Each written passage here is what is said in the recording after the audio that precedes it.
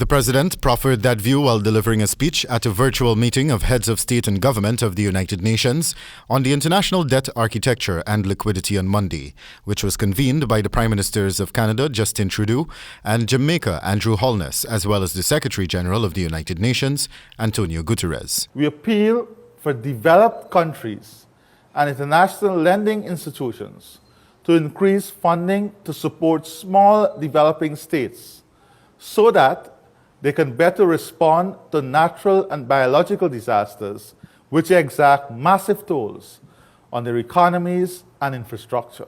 Secretary General of the UN said that at least 123 million people have been struck by extreme poverty as a result of the pandemic, while he also noted that developing countries cannot invest in recovery and resilience efforts as a result of their financial constraints. Guterres further noted that developing countries have spent at least 580 times less on recovery efforts than more developed countries, and this is reflected in a stark contrast with regard to accessing COVID vaccines. The Prime Minister of Canada, Justin Trudeau, noted that this is the worst recession the world has seen in over 90 years, and hundreds of millions of people across the world are likely to fall into a deeper state of poverty. President Ali noted that the existing international debt architecture compounds the recovery prospects for poorer countries.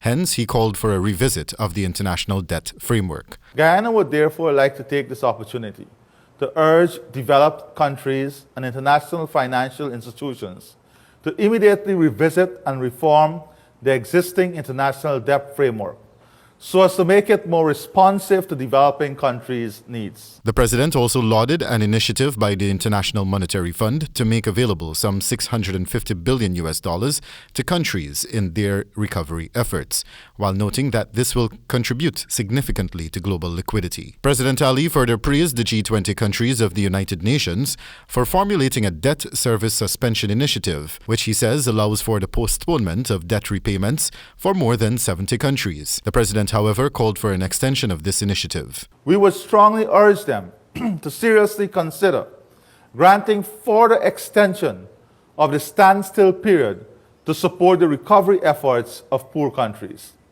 Given the reality that many poor countries are saddled with debt distress, we advocate for broad-based debt relief to developing countries. The Virtual International Debt Architecture and Liquidity Forum aims to underscore the urgency of bold and concrete action to provide access to money for the world economy and to address debt vulnerability. Wendell Badrie, HGP Nightly News.